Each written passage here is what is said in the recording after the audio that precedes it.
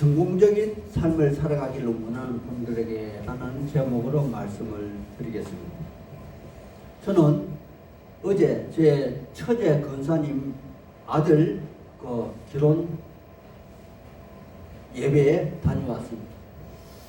그 예배에 목사님이 설교를 가나 요한복음 2장 가나 혼인잔치 이야기를 하셨는데 굉장히 길게 오랫동안 하셔서 제가 큰 감명을 받았습니다.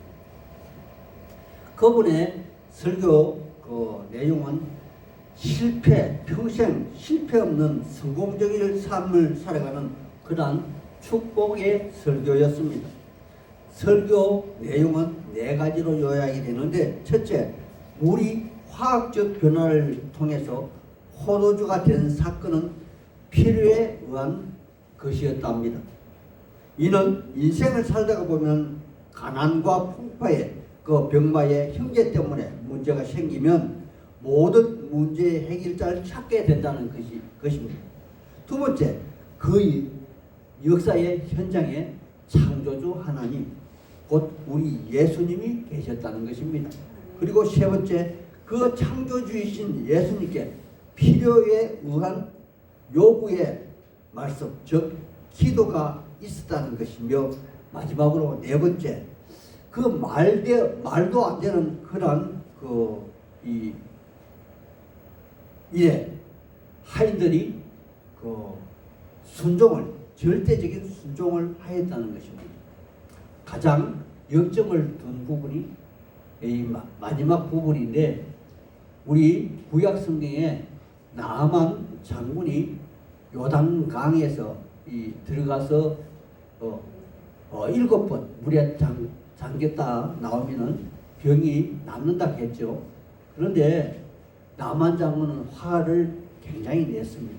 그럼에도 불구하고 이 물에 들어가서 낫고자 하는 것에 대해서 무엇이 불만이냐 하면서 들어가라고 하니까 순종함으로 병이 나았다고 이야기한 것을 들었습니다. 제가 드리는 말씀도 똑같이 불가능을 가능으로 바꾸는 기적에 대한 말씀으로 바로 행함을 이야기하고자 합니다. 오늘 말씀 본문은 마태복음 4장에 등장하는 예수님의 12제자를 택하는 것과 동일한 장면에 등장합니다. 우리는 이를 12사도라 칭하는데, 이는 예수님이 직접 선택하여 부르신 제자들로서 후세 사람들은 그들에게서 사도라는 그러한 명칭을 한시적으로 사용하고 있습니다. 그리고 우리 예수님은 그 12사도와 그곳에 모인 많은 청중들에게 마태복음에서는 산상수훈이라 하여 마태복음 5장에서 7장에 기록하고 있으나, 여기 누가는 우리 예수님이 평지에서 강화하신 말씀이라 하여 6장에 기록하고 있다는 것입니다.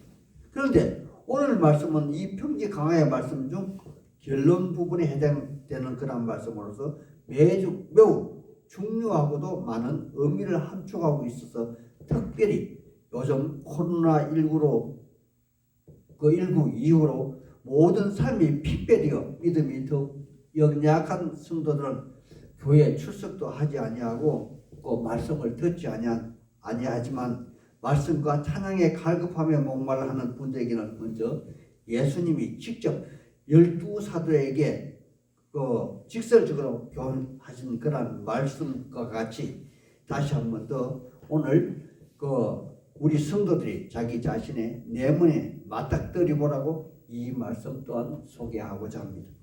왜냐하면 오늘 말씀은 그 당시 12사도에게 국한된 그런 말씀 아니라 46절에 예수님을 주여 주여라고 부르는 그러한 자들이며, 47절에 주님 앞에 나아가는 자들이며, 그리고 주님 말씀을 듣는 자들이며, 그리고 가장 중요한 말씀으로서 그 말씀을 따라 행하는 자들에게 주시는 우리 예수님의 직접적이고도 직설적인 그러한 말씀이기 때문에 더욱 그러합니다.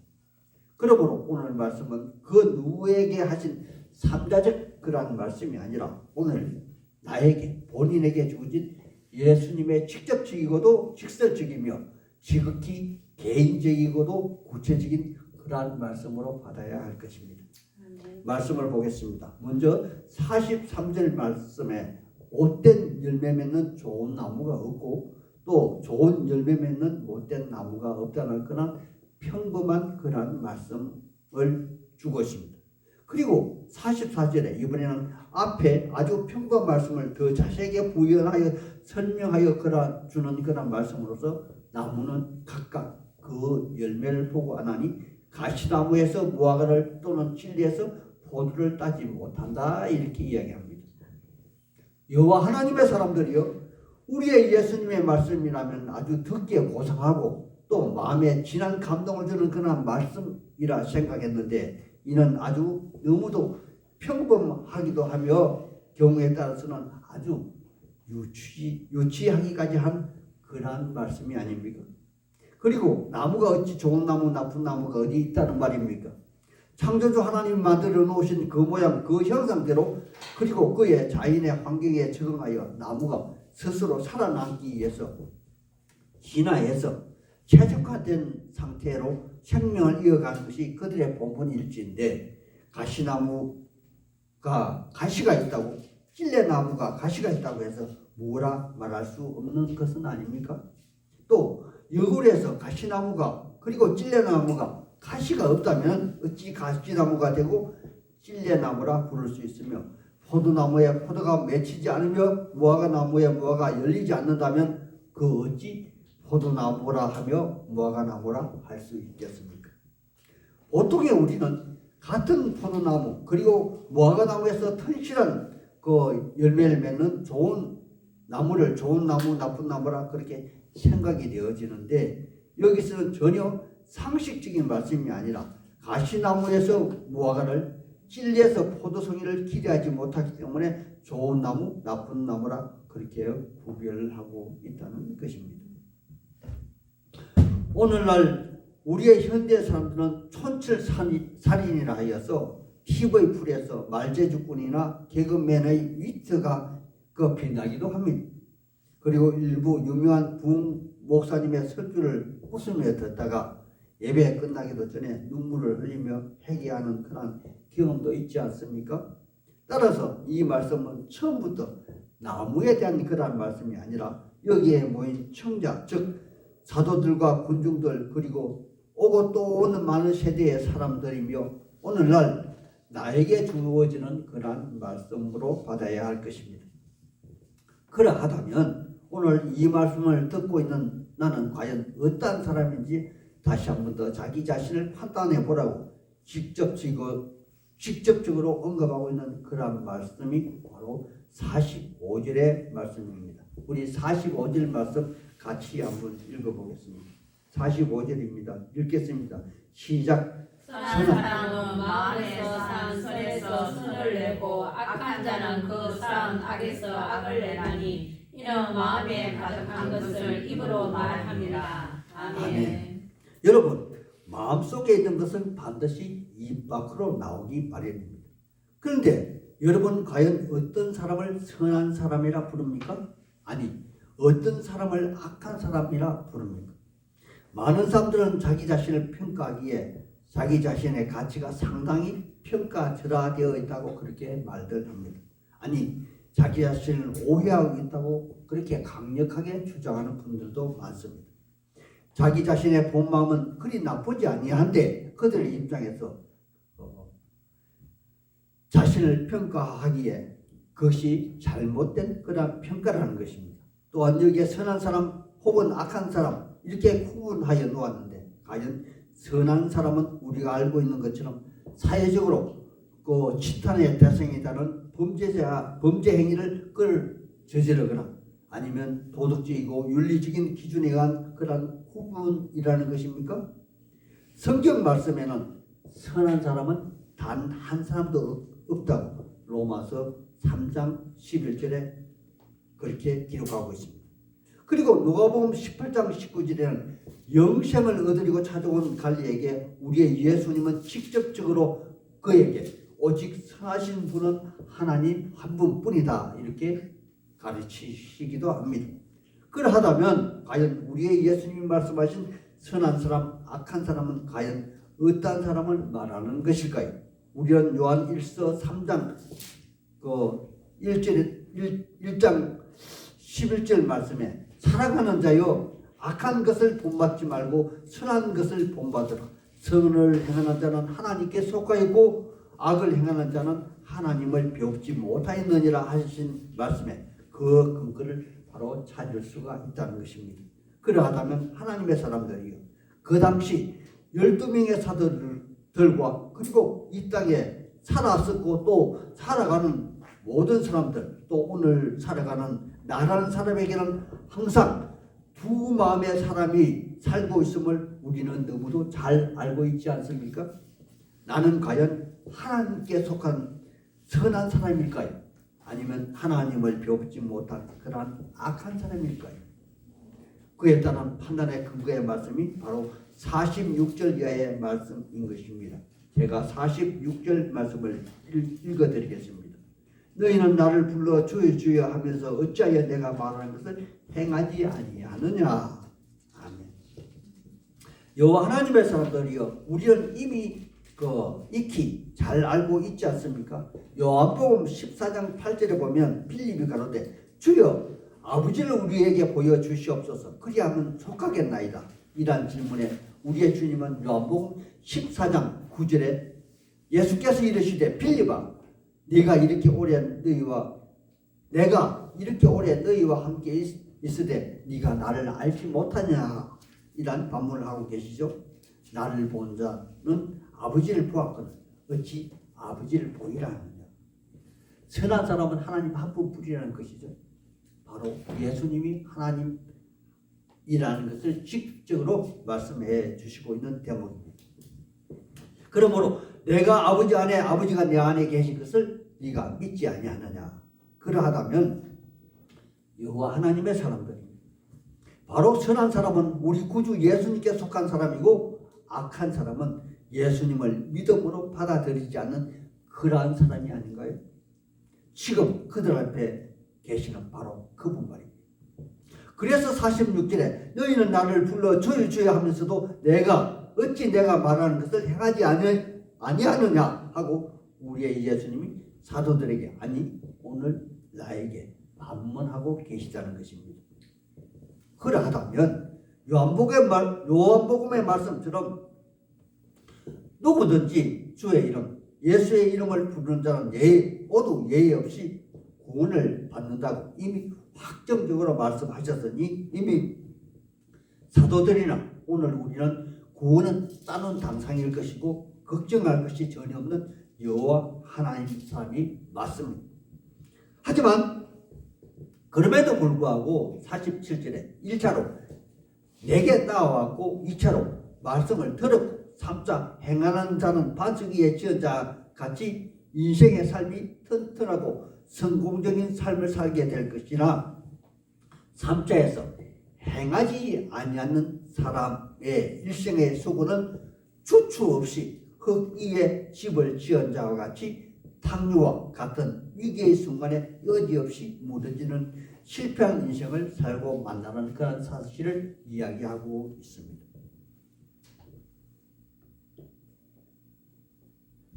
여호와 하나님의 사람들이여, 이 말씀은 이 땅에 살고 있는 사람들에게 너무도 중요한 말씀이기에 세리였던 마태복음 7장 26절에 반석 위에 지은 집과 모리 위에 지은 집으로 강조하여 구분하고 있으나 여기 누가는 반석 위에 지은 집과 흙 위에 지은 집으로 그리고 인생의 이 길을 탕류로 비유하여 구분하여 말씀해 주고 있다는 것입니다.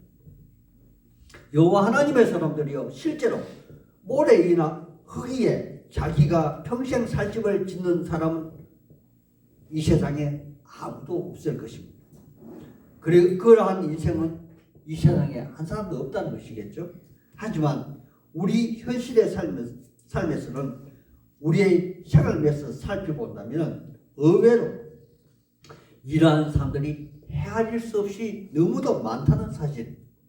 이 땅에 다수의 많은 사람들은 자기 양심에 꺼리는 일에 대해서 마음에 정직하지 못하며 잘못된 결과가 뻔히 보이는데도 분화방처럼 불을 향해 질주하는 그러한 모습을 보인다는 것입니다. 우리의 옛 속담에 급할수록 돌아가는 그런 말씀이 있지 않습니까? 일이 제대로 안 풀릴 때 제대로 차근차근 다시 해야 되는데 이 땅에 많은 사람들은 일이 잘 안 풀리면 어떻게 되죠? 한탕주의합니다. 로또 삽니다. 그리고 한 건 하려고 마음이 조급해집니다. 여러분, 이러한 사람은 반드시 실패할 것입니다. 바로 이러한 사람들이 흙위에 꼬리에 집을 짓는 그러한 사람이 아닐까 저는 생각했습니다. 그리고 여기 48절에 반석은 우리가 이미 구약 성경 여러 곳에서 잘 알고 있듯이 가난하고 낭패를 당한 그런 사람들에게 최후의 보루이며 방패막이 이로써 구원의 하나님을 지칭하는 그런 말씀이며 특히 이스라엘 백성들에게는 그들의 하나님, 이스라엘의 하나님을 의미합니다. 그렇기 때문에 성경의 히브리서 원문에 또 헬라어 원문에 반드시 바위 혹은 반석 앞에 반드시 정관사 덜을 붙여 그의 유일성을 강조하고 있는 것이죠. 또한 우리는 신약 성경 고린도전서 3장 11절에 사도 바울이 교회의 기초를 언급할 때 기록된 말씀으로서 이 닦아둔 것 외에 능히 다른 틀을 닦아둘 자가 없으니 이 틀은 곧 예수 그리스도시라 그렇게 직접적으로 언급하고 있는 대목도 있습니다. 하나님의 사람들이요 이미 많은 사람들이 잘 알고 계시겠지만 저는 아파트 현장에 재개발 현장에서 일하는 그 부지 목수이기도 합니다.